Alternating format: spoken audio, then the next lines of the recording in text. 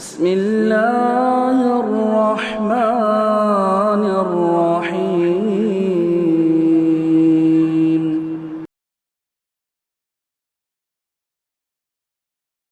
السلام علیکم ورحمۃ اللہ وبرکاتہ.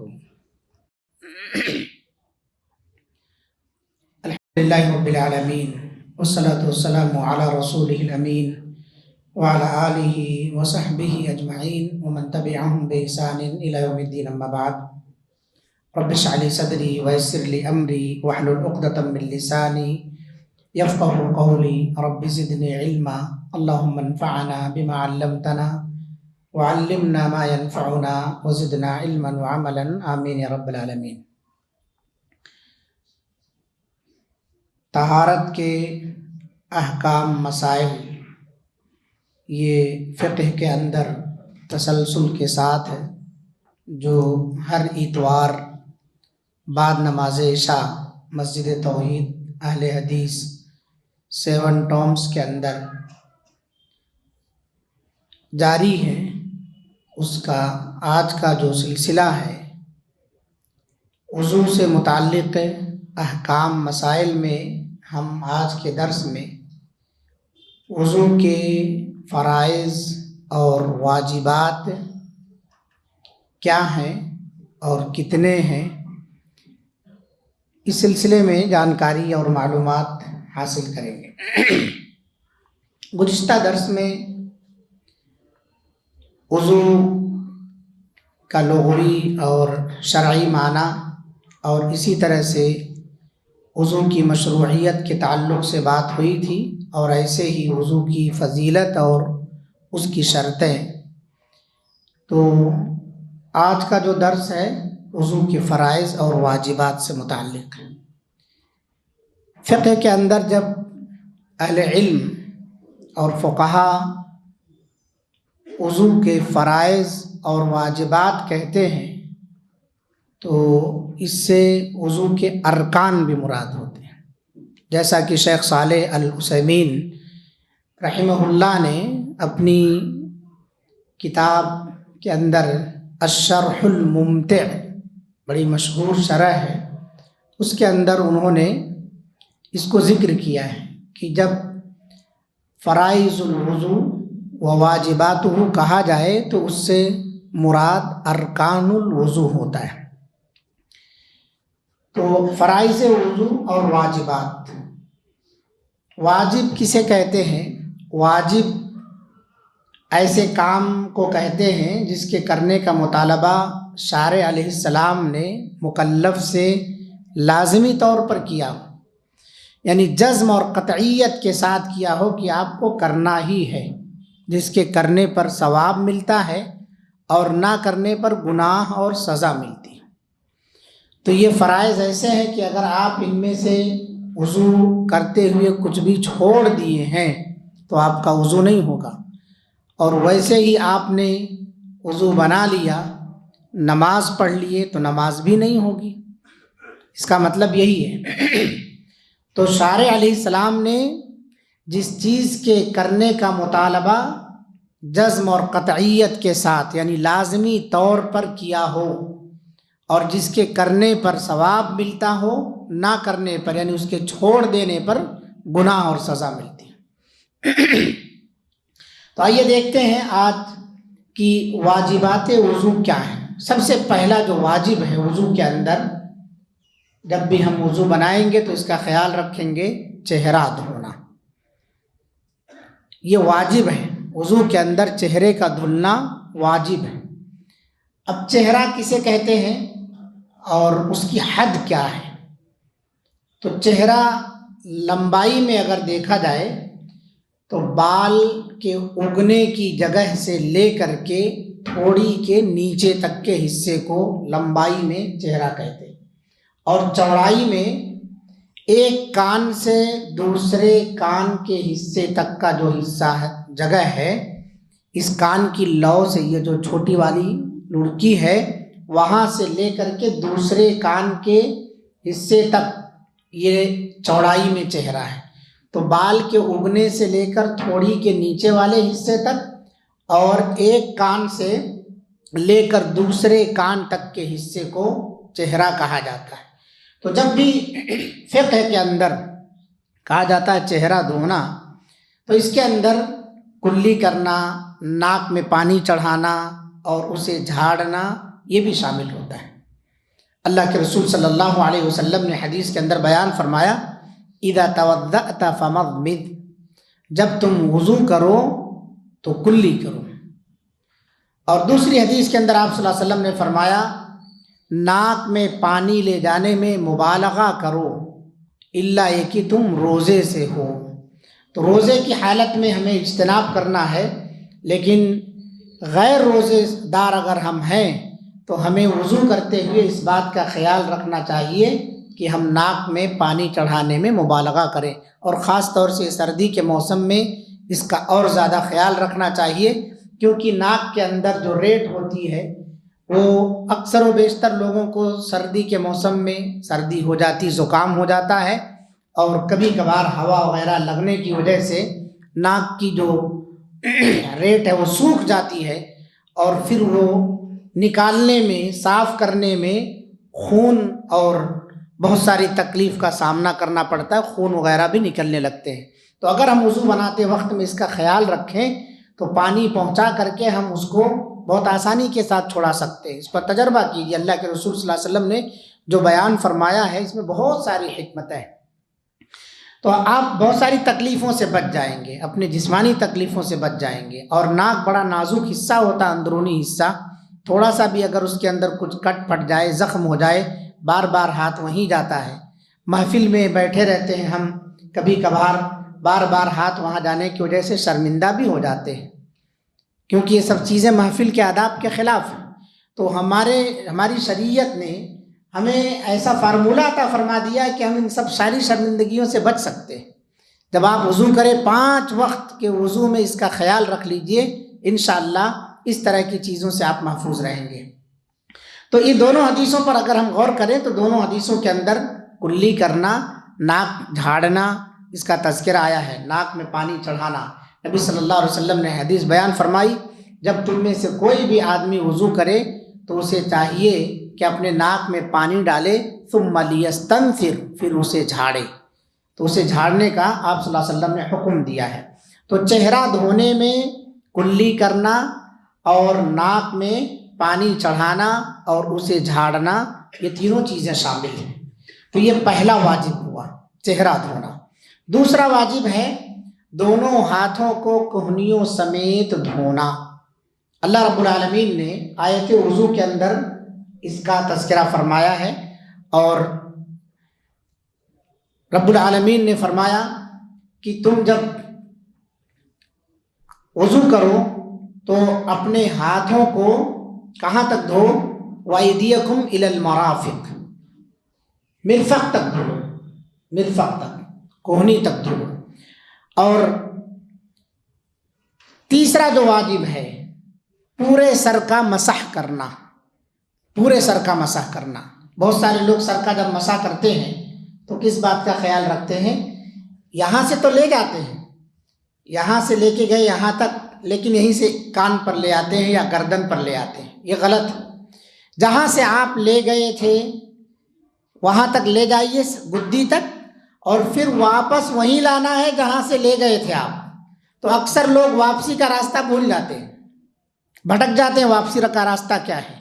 تو آپ جب یہاں سے لے کے جائیں گے، سر کے بال جہاں سے آپ کے اگتے ہیں، پیشانی سے لے کر کے اور پیچھے کے حصے میں جب لے جا رہے ہیں تو آپ واپس بھی ویسے ہی لائیے۔ اکثر و بیشتر لوگوں کو دیکھا جاتا ہے یہاں سے لے کے گئے تو مگر یہیں سے کان پر چلے جاتے ہیں۔ ابھی آپ یہاں سے نہیں جائیں گے، یہ ون سائڈ ہو گیا ہے، آپ کو واپس پھر اس راستے پہ آنا ہے، اس کے بعد پھر کان کے راستے پہ لے جانا ہے۔ تو اللہ کے رسول صلی اللہ علیہ وسلم کے مسح کا جو طریقہ صحابہ کرام رضوان اللہ علیہم اجمعین نے بیان فرمایا ہے، یہی بیان فرمایا ہے۔ تو ہمیں اس کا خیال رکھنا چاہیے۔ ہم وضو تو بنا رہے ہیں لیکن غلط وضو ہو جا رہا ہے۔ سر کا مسح کرتے ہیں، کچھ لوگ سر کے مسح میں چند بالوں کو چھو لیتے ہیں، تو یہ طریقے میں بھی چند بالوں کو چھونا ہوا ہے، چند بالوں کو چھونا ہوا، اس لیے اس کا خیال رکھنا چاہیے۔ تو پورے سر کا مسح کرنا، سر کے ساتھ دونوں کانوں کا مسح کرنا بھی ضروری ہے۔ کیوں؟ اللہ کے رسول صلی اللہ علیہ وسلم کا فرمان ہے الاذنان من الرأس، دونوں کان سر میں سے، دونوں کان سر میں سے ہیں۔ اسی لیے اس حدیث سے جب یہ مسئلہ نکلتا ہے کہ کان سر میں داخل ہے تو کان کے لیے الگ سے مسح کے خاطر پانی نہیں لینا ہے۔ جس پانی سے آپ سر کا مسح کر رہے ہیں اسی پانی سے کان کا بھی مسح کریں گے۔ جس پانی سے آپ سر کا مسح کر رہے ہیں اسی پانی سے کان کا بھی مسح کریں گے، الگ سے مسح کان کے لیے مسح کرنے کے لیے پانی نہیں لیں گے۔ تو پورے سر کا مسح کرنا کتنے واجب ہوئے؟ یہ 3۔ پہلا چہرہ دھونا، دوسرا دونوں ہاتھوں کو کوہنیوں سمیت دھونا، اور تیسرا ہوا پورے سر کا مسح کرنا۔ جب پورا سر ہے تو اسی سے نکل گیا کہ آدھے سر کا یا سر کے بعض حصے کا مسح اللہ کے رسول صلی اللہ علیہ وسلم سے ثابت نہیں ہے۔ شوافے کے یہاں ہے کہ چند بالوں کو بھی اگر چھو لیا جائے تو مسح ہو جاتا ہے، لیکن یہ اللہ کے رسول صلی اللہ علیہ وسلم کا طریقہ نہیں، نبی صلی اللہ علیہ وسلم کا طریقہ نہیں ہے مسح کرنے کا۔ تو مسح میں بھی اس کا خیال رکھنا چاہیے۔ اسی طرح سے چوتھا واجب جو ہے وہ پیروں کو ٹخنوں سمیت دھونا۔ نبی صلی اللہ علیہ وسلم نے دیکھا کہ ایک آدمی نے وضو کیا اور ناخن کے برابر حصہ جو ہے اپنے قدم پر سوکھا چھوڑ دیا۔ اس سے پہلے والے درس میں کسی بھائی نے سوال کیا تھا کہ اگر وضو بناتے ہوئے صرف ناخن کے برابر کچھ حصہ سوکھا رہ جائے تو وضو نہیں ہوتا ہے، تو اس کا جواب ہے یہ واقعی وضو نہیں ہوتا ہے۔ نبی صلی اللہ علیہ وسلم کی حدیث آپ نے دیکھا کہ ایک آدمی نے وضو کیا اور ناخن کے برابر یعنی بہت معمولی سا حصہ سوکھا رہ گیا، تو آپ صلی اللہ علیہ وسلم نے اسے فرمایا جاؤ اور اچھی طرح سے وضو کرو، یعنی یہ جو وضو کیے ہو یہ وضو اچھا نہیں ہے۔ آپ صلی اللہ علیہ وسلم نے یہ نہیں کہا کہ وضو غلط ہو گیا، آپ صلی اللہ علیہ وسلم نے یہ نہیں کہا کہ وضو غلط ہو گیا، کہا جاؤ اور اچھی طرح سے وضو کرو۔ یہ بھی تعلیم دینے کا ایک طریقہ ہے پیارے نبی صلی اللہ علیہ وسلم کا۔ کیا اسلوب، کیا انداز رہتا تھا اللہ کے رسول صلی اللہ علیہ وسلم کا کہ ایک بار اگر کسی کی غلطی کی اصلاح کر دے تو آدمی دوبارہ اس غلطی کو پھر دہراتا نہیں تھا۔ وہ واقعہ بڑا مشہور ہے کہ اللہ کے رسول صلی اللہ علیہ وسلم کے پاس وہ آدمی آیا اور اس نے کہا کہ مجھے فلاں گناہ کرنے کی اجازت دے دیجیے، زنا کرنے کی اجازت مرحمت فرما دیجیے۔ آپ صلی اللہ علیہ وسلم نے جتنے رشتے اس کے اوپر حرام تھے سارے رشتے گنا دیے اور کہا کہ کیا تو ان سب سے یہ کام کرنا چاہتا ہے یا تو ان سب سے کرنا اپنے لیے جائز سمجھتا ہے؟ تو ہر ایک کا نام گناتے جاتے، رشتہ جوڑتے جاتے، اور وہ آدمی کہہ جاتا لا واللہ یا رسول اللہ، لا واللہ یا رسول اللہ، نہیں اللہ کی قسم ہے اللہ کے رسول صلی اللہ علیہ وسلم نہیں میں ان سے نہیں، ان سے بھی نہیں، ان سے بھی نہیں۔ تو آپ صلی اللہ علیہ وسلم نے سمجھایا کہ ذرا سوچو جس کے ساتھ تم یہ غلط کام کرنا چاہ رہے ہو وہ بھی کسی کی ماں ہوگی، کسی کی بہن ہوگی، کسی کی بیٹی ہوگی، کسی کی خالہ ہوگی، کچھ اور رشتہ لگتا ہوگا اس کا۔ اس کے بعد اس آدمی نے اللہ کے رسول صلی اللہ علیہ وسلم نے پھر اس کے حق میں دعا فرمائی، اور اللہ تعالیٰ نے اللہ کے رسول صلی اللہ علیہ وسلم نے کہا اللہ رب العالمین اس پر رحم فرما، اس کے شرمگاہ کی حفاظت فرما، اس کی مغفرت فرما۔ صحابی رسول کہتے، راوی حدیث کہتے ہیں کہ پھر اس کے بعد اس آدمی کے دل میں وہ گناہ کرنا تو دور کی بات ہے، اس کا خیال تک نہیں آیا نبی صلی اللہ علیہ وسلم کی ان 3 دعاؤں کی بدولت کہ اللہ رب العالمین اس کے شرمگاہ کی حفاظت فرما، اس پر رحم فرما اور اس کی مغفرت اور بخشش فرما۔ ہم بھی کسی کی اصلاح کریں تو اس کے پیچھے دعا کریں کہ اللہ رب العالمین آپ کو اس چیز پر ثابت قدم رکھے، اللہ آپ کو اس برائی سے محفوظ رکھے، اللہ آپ کی مدد فرمائے، آپ پر رحم فرمائے اور دوسرے انتظامات کرے آپ کے لیے۔ ہم بھی پیچھے دعا کریں، نہیں معلوم اللہ رب العالمین ہماری کون سی دعا کو کب کس حالت میں قبول فرما لے۔ سمجھا کہ یعنی داعی جس کو دعوت دے رہا ہے مدعو کو صرف سمجھا کے نہ چھوڑے، اس کے پیٹھ پیچھے اس کے منہ پر بھی اس کے حق میں دعا کر سکتے ہیں آپ۔ نبی صلی اللہ علیہ وسلم لوگوں کو دن میں تبلیغ کرتے، رات میں سجدے میں ان کے لیے دعائیں کیا کرتے تھے۔ حضرت عمر بن خطاب اللہ کے رسول صلی اللہ علیہ وسلم کو دعا ہی سے ملے، دعا ہی سے ملے ہیں، اس لیے ہمیں دعاؤں کو معمولی نہیں سمجھنا چاہیے۔ تو پیارے نبی صلی اللہ علیہ وسلم نے اس آدمی سے کہا جاؤ اور اچھی طرح سے وضو کرو۔ تو آپ صلی اللہ علیہ وسلم نے اس کے اندر کیا، اس حدیث سے کیا مسئلہ معلوم ہوا نبی صلی اللہ علیہ وسلم کی، کہ اگر وضو کے دوران تھوڑا سا بھی حصہ باقی رہ گیا، تھوڑا سا بھی حصہ سوکھا رہ گیا تو ہمارا وضو نہیں ہے۔ ابھی میں نے واجب کی تعریف کی ہے کہ اگر ہم نے اس کو چھوڑ دیا تو ہم گنہگار ہوں گے، ہے نا، اس کو ہم نے مکمل نہیں کیا تو ہم گنہگار ہوں گے، یعنی ہمارا وضو ہوا نہیں تو ظاہر سی بات ہم گنہگار ہوں گے۔ اسی طرح سے پانچواں واجب ہے وضو اعضاء کی ترتیب سے کرنا۔ ایسا نہیں ہونا چاہیے کہ آپ ہاتھ پہلے دھل لیں، چہرہ بعد میں دھلیں، کلی اس کے بعد کریں، یا پیر لاسٹ میں دھلیں اور اس کے بعد ہاتھ دھل لیں، ہے نا، اس طرح سے نہیں۔ ترتیب جو بتائی گئی ہے حدیث کے اندر، اللہ کے رسول صلی اللہ علیہ وسلم کا جو طریقہ ہے وضو کا، صحابہ نے جو ذکر فرمایا ہے، اس ترتیب کے حساب سے ہمیں وضو کرنا ہے، وہ ترتیب کا خیال رکھنا ہے۔ اللہ تعالیٰ نے دھونے والے اعضاء کے درمیان مسح کے عضو کا ذکر فرمایا ہے، سر اور کان کے مسح کا۔ تمام صحابہ نے نبی صلی اللہ علیہ وسلم سے وضو کا جو طریقہ ذکر کیا ہے وہ ترتیب کے ساتھ ہی ذکر کیا ہے۔ اسی طرح سے اللہ کے رسول صلی اللہ علیہ وسلم نے ایک دیہاتی سے فرمایا اس طرح وضو کرو جیسے اللہ تعالیٰ نے تمہیں وضو کرنے کا حکم دیا ہے۔ اللہ رب العالمین نے قرآن مجید کے اندر یا ایھا الذین آمنوا اذا قمتم الی الصلاۃ فاغسلوا وجوہکم، پہلے تم اپنے چہرے کو دھو، وایدیکم، اور میں نے کہا اسی چہرے کے اندر ناک میں پانی چڑھانا، کلی کرنا، ناک جھاڑنا سب، وایدیکم الی المرافق، اپنے ہاتھ کو کہنی تک دھو، وامسحوا برؤوسکم وارجلکم الی الکعبین، ہے نا، اور وارجلکم الی الکعبین، اور اپنے پیر کو دھلو، کہاں تک؟ ٹخنے تک دھلو، اپنے پیروں کو ٹخنے تک دھلو۔ تو سر کا مسح کرو، پیر کو ٹخنے تک دھلو، تو سر کے مسح میں کان کا مسح ہے، یہ ترتیب ہے۔ آیت وضو کے اندر اللہ رب العالمین نے اس ترتیب کا تذکرہ فرمایا۔ تو یہ پانچواں واجب ہوا۔ پہلا واجب چہرہ دھونا، دوسرا واجب کیا ہے؟ کوہنیوں سمیت ہاتھ کو دھلنا، تیسرا واجب پورے سر کا مسح کرنا، اور چوتھا ہے وضو اعضاء کی ترتیب سے کرنا، وضو اعضاء کی ترتیب سے کرنا۔ اس کے بعد ہے چھٹا، جب آپ وضو کر رہے ہیں تو اس بات کا مکمل خیال رکھیں کہ تسلسل ٹوٹنے نہ پائے، کنٹینیو یہ سارے کام آپ کو انجام دینا ہے، اس میں بیچ میں بریک نہ ہونے پائے، وقفہ نہ ہونے پائے۔ اسی کو کہا جاتا ہے موالات۔ موالات یعنی اعضاء کو مسلسل اور پے در پے دھونا، پے در پے دھونا، مسلسل وہ کام جاری رہنا چاہیے۔ نبی صلی اللہ علیہ وسلم نے ایک آدمی کو نماز پڑھتے ہوئے دیکھا، اس کے پیر پر درہم کے بقدر جگہ پر پانی نہیں گیا، پیر کے کسی حصے پر ایک درہم کے بقدر، ایک سکہ جو ہمارے پاس ہوتا ہے، اس سکے کے بقدر پانی نہیں پہنچا تھا۔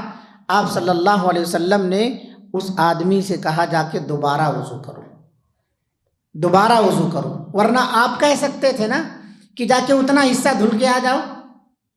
نبی صلی اللہ علیہ وسلم نے پورا وضو بنانے کا حکم دیا انہیں، کیوں؟ کیونکہ تسلسل ٹوٹ گیا تھا اور اعضائے وضو جو ہے وہ سوکھ چکے تھے۔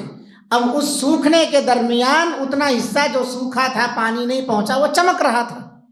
تو اللہ کے رسول صلی اللہ علیہ وسلم نے کیا فرمایا کہ جاؤ اور دوبارہ وضو کرو، کیوں؟ تمہارا وضو ہوا نہیں ہے۔ اگر چل سکتا تھا، تسلسل اس میں ضروری نہیں تھا، تو آپ اتنا کہہ دیتے جاؤ وہ پیر کو پھر سے دھل کے آ جاؤ۔ تو اسی حدیث سے معلوم ہوتا ہے کہ وضو کے اندر موالات ضروری ہے، واجب اور فرض ہے۔ تو یہ چھٹا واجب ہے کہ ہم اس بات کا خیال رکھیں۔ موالات کے سلسلے میں فقہا نے اس بات کو لکھا ہے کہ اس کا نارمل موسم اور نارمل طبیعت کے آدمی پر لحاظ رکھا جائے گا۔ نارمل طبیعت کیا ہے؟ نارمل موسم کیا ہے؟ نارمل طبیعت یعنی آپ بہت زیادہ اس طرح کے آدمی نہ ہوں کہ جسم پر پانی پڑتے ہی فوراً سوکھ جاتا ہو، اور اسی طرح سے موسم بھی ایسا نہ ہو کہ جیسے آپ ادھر دھلیں اور ادھر فوراً سوکھ گیا ہو۔ تو معتدل موسم اور معتدل آدمی کا اس میں خیال رکھا گیا ہے. موسم معتدل ہو تو اس کے اندر اس بات کا خیال رکھے. اب جیسے سردیوں کے موسم میں بسا اوقات ہوائیں تیز چلتی ہیں تو ادھر آپ وضو کر رہے ہیں ادھر سوکھتا جا رہا ہے، اس سے فرق پڑنے والا نہیں ہے نا. تو موسم بھی معتدل ہو، آدمی بھی معتدل ہو، اس بات میں اس کا خیال رکھیں گے کہ ایک حصہ آپ دھل رہے ہیں، جب تک یہ حصہ دھل لیے اور دھل کر دوسرے پر آ رہے ہیں تو اتنا وقفہ اس کے اندر نہیں ہونا چاہیے کہ یہ دھلے اور اس کے بعد دوسرا یہ سوکھ گیا تب اس کے بعد آپ دھل رہے ہیں. اتنا وقفہ نہیں دینا ہے آپ کو، اس کا تسلسل کا آپ کو خیال رکھنا ہے. نمبر 7 جو ہے یہ ہے ہاتھوں اور پاؤں کی انگلیوں کا خلال کرنا. ہاتھوں اور پاؤں کی انگلیوں کا خلال کرنا. بسا اوقات انگلیاں موٹی ہوتی ہیں اور سٹی ہوتی ہیں آپس میں، وہاں تک پانی نہیں پہنچ پاتا ہے، تو اس کے درمیان جو ہے داہنے ہاتھ کی انگلیاں بائیں ہاتھ میں ڈال کر کے انگلیوں کے درمیان آپ خلال کر لیں. دائیں ہاتھ سے بائیں ہاتھ کی انگلیاں اور بائیں ہاتھ سے دائیں ہاتھ کی انگلیاں خلال کریں. پیروں کی انگلیوں کے بارے میں ہے داہنے پیر سے داہنے ہاتھ کی انگلی، داہنے ہاتھ سے داہنے پیر کی انگلیاں، بائیں ہاتھ سے بائیں پیر کی انگلیاں، یا یہ چھوٹی انگلی سے پیروں کے بیچ کی انگلیوں کے درمیان خلال کر سکتے ہیں آپ. تو اس کا خیال رکھیں کہ جب آپ ہاتھ اور پاؤں دھلیں تو ان کے درمیان کی چیزوں کو بھی خلال کریں، اس لیے کہ نبی صلی اللہ علیہ وسلم نے اس کا حکم فرمایا ہے. وخلل الاصابع ہے نا، کہ اپنی انگلیوں کے درمیان خلال کرو. نبی صلی اللہ علیہ وسلم نے اس کا حکم دیا ہے. یہ 7 واجب ہوئے. 8واں اور آخری ہے داڑھی کا خلال کرنا، بشرطے کہ وہاں تک پانی نہ پہنچ رہا ہو. اگر پانی پہنچ رہا ہے، بہت سارے لوگوں کی داڑھی بہت زیادہ گھنی نہیں ہوتی، آسانی کے ساتھ پانی پہنچ جاتا ہے. اب یہاں سے ایک مسئلہ یہ بھی مل گیا کہ داڑھی وضو بنانے والے کو رکھنا چاہیے، تبھی تو داڑھی کے خلال کا تذکرہ آیا ہے. اگر نہ آتا تو پھر یہ خلال کا مسئلہ ہی پیدا نہ ہوتا. تو اس سے معلوم ہوتا ہے کہ مسلمان کی پہچان ہے، یہ مسلمان کا شعار ہے، اس کے اوپر واجب ہے داڑھی رکھنا. اگر وہ داڑھی نہیں رکھتا ہے تو وہ گنہگار ہے. ابھی واجب کی آپ نے تعریف سنی ہے کہ جس کے کرنے کا مطالبہ شارع نے جزم اور قطعیت کے ساتھ کیا ہو، جس کے کرنے پر ثواب ملتا ہو، نہ کرنے پر گناہ ملتا ہو. تو آپ اگر داڑھی کٹوا رہے ہیں یا چھلوا رہے ہیں تو آپ گنہگار ہیں. ہمارے پیارے نبی صلی اللہ علیہ وسلم نے داڑھی نہ کاٹا ہے، نہ چھلا ہے، اور نہ اس کو کسی بھی طرح سے سیٹ کیا ہے، کسی بھی طرح سے سیٹ نہیں کیا. ہاں، آپ صلی اللہ علیہ وسلم نے داڑھی میں کنگھی کرنے کا حکم دیا، اس میں تیل لگانے کا حکم دیا، اس کو صاف ستھرا رکھنے کا حکم دیا ہے. اس کا خیال رکھا گیا ہے کہ داڑھی رکھو تو اس کی صفائی کا بھی خیال رکھو، اور اسی طرح سے اس کے اندر کنگھا کیا کرو، داڑھی کے اندر اس کو صاف رکھو. تو داڑھی رکھیں. داڑھی یہ کوئی مجبوری نہیں ہے، اور نہ ہی داڑھی سے آپ کی پہچان ختم ہو جاتی. داڑھی رکھنے سے آپ کی پہچان الحمدللہ اور اللہ تعالیٰ بڑھائے گا، کیونکہ آپ اللہ رب العالمین کی تخلیق جس پر اللہ نے کی ہے اس پر آپ اپنے آپ کو برقرار رکھ رہے ہیں. نبی صلی اللہ علیہ وسلم کی جو سنت ہے، آپ صلی اللہ علیہ وسلم جس چیز کو پسند فرماتے تھے، اس پسند کو آپ بھی پسند کر رہے ہیں اور محبت کا ثبوت پیش کر رہے ہیں. تو اللہ رب العالمین ایسے محبین کی گناہوں کی مغفرت فرماتا ہے اور ان کے درجات کو اللہ تعالیٰ بلند فرماتا ہے، انہیں اجر عظیم سے اللہ تعالیٰ نوازتا ہے. تو اس سے ایک مسئلہ یہ ثابت ہوا کہ داڑھی کاٹنا نہیں ہے، داڑھی رکھنا ہے، تبھی خلال کا مسئلہ پیش آ رہا ہے. اور داڑھی گھنی رکھنا ہے. چھوٹی داڑھیوں میں خلال کا معاملہ نہیں ہے، لیکن یہ تو اپنے ہاتھ میں نہیں ہے کہ ہم خود سے الگ سے بال لگا کے گھنی کر لیں. لیکن جس کی گھنی آ رہی ہے اسے چھوٹی نہیں کرنا ہے، اسے برقرار رکھنا ہے. تو داڑھی کا خلال کرنا جب پانی پہنچنے کا اندیشہ نہ ہو. اگر پانی پہنچ جا رہا ہے تو پھر اس کے اندر خلال کرنے کی ضرورت نہیں ہے. ایک چلو پانی نبی صلی اللہ علیہ وسلم لے کر کے داڑھی کا خلال کرتے اور فرماتے میرے رب نے مجھے ایسے ہی کرنے کا حکم دیا ہے، میرے رب نے مجھے ایسے ہی کرنے کا حکم دیا ہے. یہاں دیکھیے یہ چھوٹی چھوٹی باتیں اللہ کے رسول صلی اللہ علیہ وسلم جو بیان کر رہے ہیں، میرے رب نے مجھے ایسے ہی کرنے کا حکم دیا ہے۔ کس نے حکم دیا؟ اللہ تعالیٰ نے۔ اس سے اہل علم ایک مسئلہ نکالتے ہیں کہ جو بات جو کہے اس کی طرف اسے منسوب کرنا یہ علم ہے، اس کی طرف منسوب کرو۔ جیسے کسی امام کا قول آپ بیان کر رہے ہیں تو اس کو ذکر کرو کہ فلاں امام نے ایسا کہا ہے۔ کسی اور کا قول آپ ذکر کر رہے ہیں کسی صحابی کا تو بیان کیجئے کہ فلاں صحابی نے ایسا کیا ہے، ٹھیک ہے؟ تو یہ چیز کیا ہے؟ یہ امانت داری جب تک برقرار رہے گی تب تک علم میں خلط ملط نہیں ہوگا، اور جہاں امانت داری یہ ختم ہو گئی، صحابہ کرام رضوان اللہ علیہم اجمعین جب کسی لفظ میں شک ہو جاتا، ابھی آپ نے وہ حدیث سنی 10 من الفطرہ کی، 10 چیزیں فطرت میں سے ہیں۔ آخری میں حضرت ابو ہریرہ رضی اللہ عنہ کیا بیان فرماتے ہیں کہ اللہ کے رسول صلی اللہ علیہ وسلم نے جو بات بیان فرمائی، 10ویں بات وہ مزمزہ تھا، ابھی الاستنشاق، کلی کرنا تھا یا ناک میں پانی چڑھانا تھا، میں بھول گیا، نسیت العاشرہ، مجھے 10ویں میں شک ہو گیا۔ تو امانت داری کے ساتھ ان دونوں لفظوں کو بیان فرما دیا، یہ تھا یا یہ تھا۔ یعنی اب آپ تحقیق کر لیجیے، ہو سکتا ہے دوسرے صحابہ سے بھی کوئی حدیث کا تذکرہ ہو، کہیں موجود ہو تو آپ تحقیق کر لیں اس کی۔ تو جب تک ان اقوال کو ان کے قائلین کی طرف منسوب کرتے رہیں گے تب تک علم برقرار رہے گا، اور جب قائلین کی طرف نسبت ختم کر دی جائے گی تو پھر یہاں سے خلط ملط پیدا ہوگا، کس نے کہا کس نے نہیں کہا، پھر وہی تحقیقی دور شروع ہوگا۔